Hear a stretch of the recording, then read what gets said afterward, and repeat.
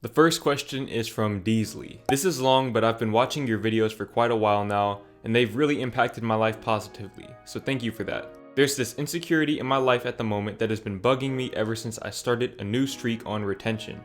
Ever since quarantine happened, I figured out how to love to strive alone and really master overcoming loneliness. I think it's a fact that all of mainstream society has called 2020 to be a terrible year, but I definitely don't think that way, and I think you could say the same.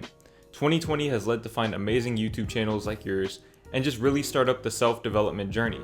That's not the point though. I can say that I've came a long way in my journey through creating myself, but it comes with insecurities of closing off to society. Obviously, through the reasons that I'm almost 18, I'm on retention, and I'm being pressured by society, is why I want to lose my V card, or just really have intimacy. Since the start of quarantine, I've been grinding and working on myself a lot, and I expected to get girls to chase me, but it didn't happen the way I wanted it to. I 100% think that I am physically attractive enough, confident, and have a great personality. There were a couple of chances I could have had with girls, but I don't think I felt attracted to them enough, which led me to continue grinding and to be the lone wolf. My question is, do you think I should focus on getting better at talking to girls and become more socially confident to get me to be less insecure, or just keep grinding? I think that that's something that, subconsciously a lot of men struggle with on their self-development journey. A lot of us are kind of promised that if you focus on your purpose and you put yourself first, women will follow.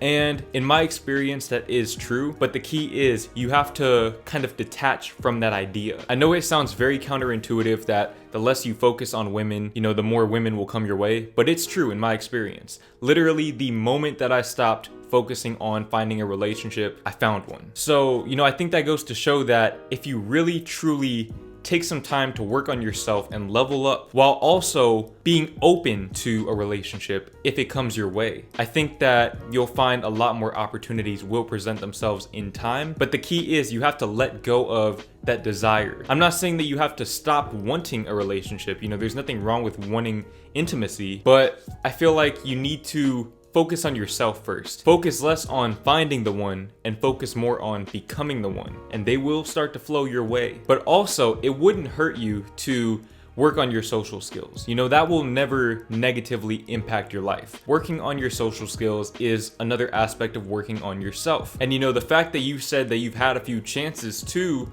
lose your V card to a woman, that tells me that you're doing something right. And you already seem to have some degree of confidence in yourself, so just keep building on that. And like I said, detach from the outcome and let them flow your way. The next question is from Batman Eyebrow. Hey, first of all, I want to thank you for putting yourself out there. You've definitely inspired confidence in many, including myself. My question is regarding the inner critic. Have you ever had to deal with that? Okay, I'm not gonna say that word because it's too close. I'm gonna leave that. Self-loathing inner voice, which constantly seems to try to put yourself down at every turn. If so, what are some strategies to quell that voice without merely repressing it?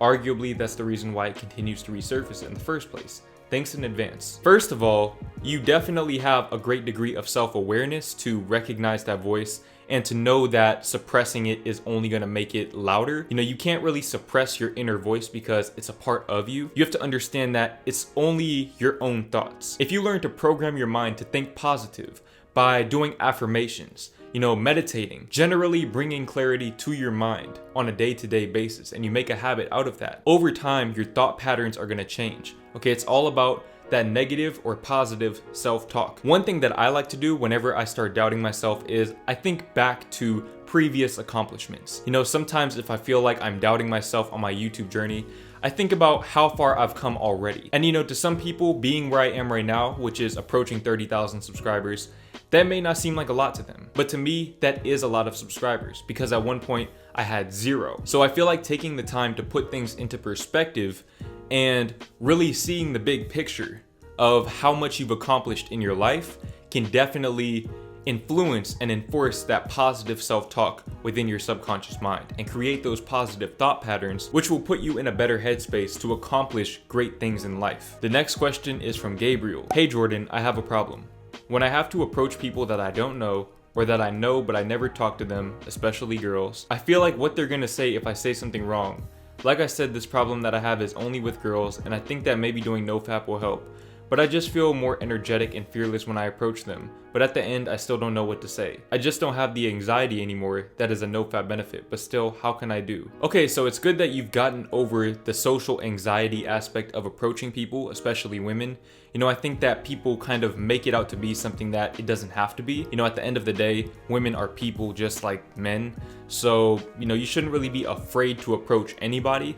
But I definitely relate to you when you say that you don't know what to say. I'm not somebody that likes to create conversations out of thin air, therefore I don't approach people. But on the rare occasions when I have approached women, whether it was for videos or for dares or whatever else, I was always very, very upfront with them. I did not waste any time trying to really start a conversation or anything like that. I will tell you that the success rate for that is not very high, but at the same time, I think that that can be a good thing because it's a natural filtering process. And I mean that in the sense that the only way that is going to work for you is if the girl already likes you. Okay, you're not trying to convince her to like you. You're not trying to sway her opinion or make her feel a certain way about you.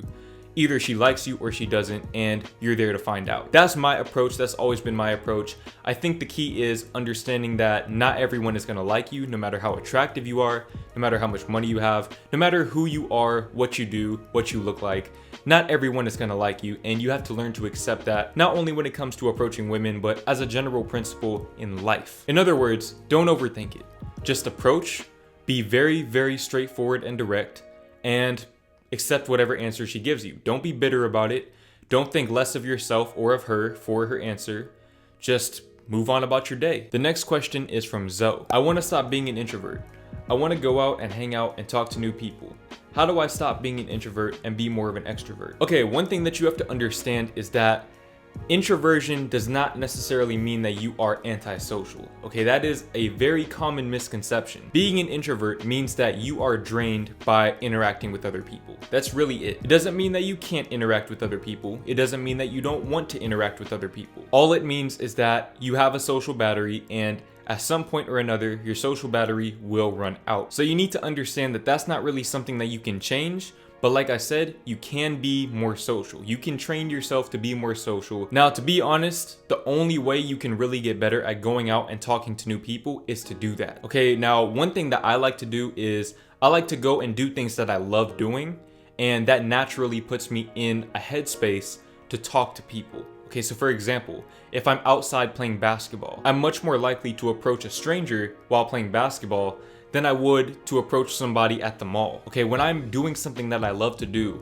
I am naturally going to be in a better headspace to be more social because I'm happier and I'm more confident because I'm doing what I love to do. If you do what you love to do and find a way to put yourself out there while doing that, you'll definitely be able to meet new people. And you won't just be meeting them for the sake of meeting them, you'll be meeting people that have similar interests as you.